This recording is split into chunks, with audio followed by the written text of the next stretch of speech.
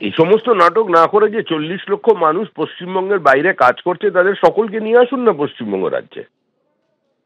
যে 14,60,000 তরুণ তরুণী এই মুহূর্তে বেঙ্গালুরু শহরে কাজ করে বেঙ্গালুরুর দ্বিতীয় কথ্য ভাষা বাংলা তৈরি করেছে, তাদেরও নিয়ে চলে আসুন পশ্চিমবঙ্গে।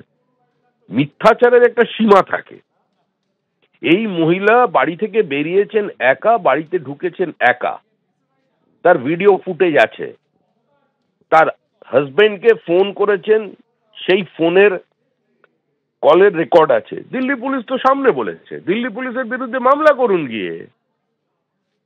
তিনি যে বাড়িতে ভাড়া থাকেন তার স্টেটমেন্ট পর্যন্ত নেওয়া হয়েছে। তারা যারা স্বীকার করেছে যে মালদা জেলার একজন তৃণমূলের নেতা, যা যিনি এদের আত্মীয়, তাকে দিয়ে এই ভিডিও তৈরি করা হয়েছে।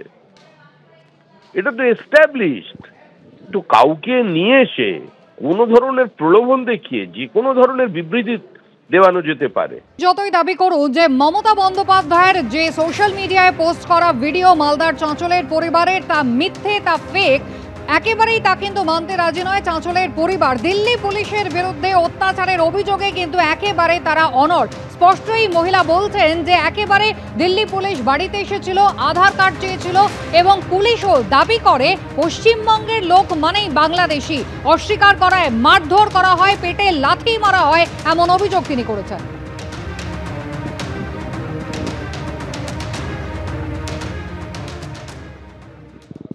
আমাদের ঘরে 4টা লোক এসেছিলেন। তারা এসে বললেন আমরা পুলিশের লোক, আমাদেরকে আধার কার্ড দেখান।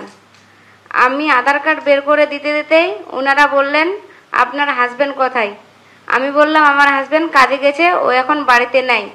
ওনারা বলল আপনারা বাংলাদেশি, আপনারা এখান থেকে পালাবার চেষ্টা করবেন না।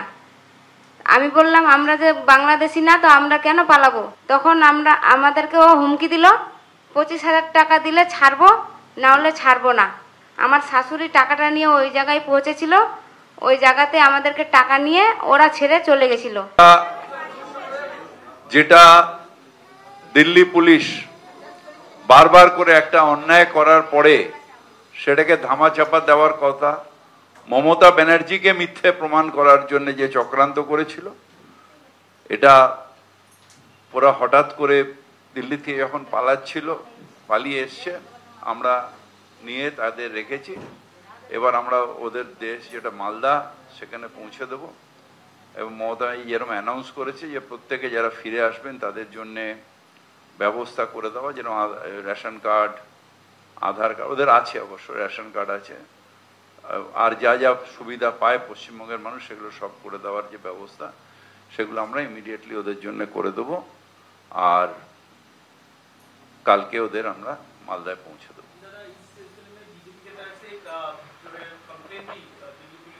हाँ, वो कंप्लेन किया है ममता बनर्जी के अगेंस्ट में, जो किया है उसके लिए हम लोग आज आपके सामने आए। जो कितना बीजेपी कितना छुड़ा पार्टी है, कितना झूठा पार्टी है, बच्चा को भी नहीं छोड़ता है। जो ओरिजिनल ये मेरे बहन जो आपके सामने बताई, वो जो बताई आप लोग सब तरह से पूछ लिए, तो ये जो बताई ये सत्य घटना है। और हमारा ये घटना एक है, और चारों तरफ जो घट रहा है डबल इंजन सरकार में, हम इसका विरोध कर रहे हैं। और ये विरोध हमारा चलेगा क्योंकि हमारा मातृभाषा बंगला है, और बंगला की इज्जत के लिए हमको जितना दूर तक जाना पड़ेगा हम जाएंगे। हाँ, सेटा काउंटर कमप्लेन करबो तो करबो।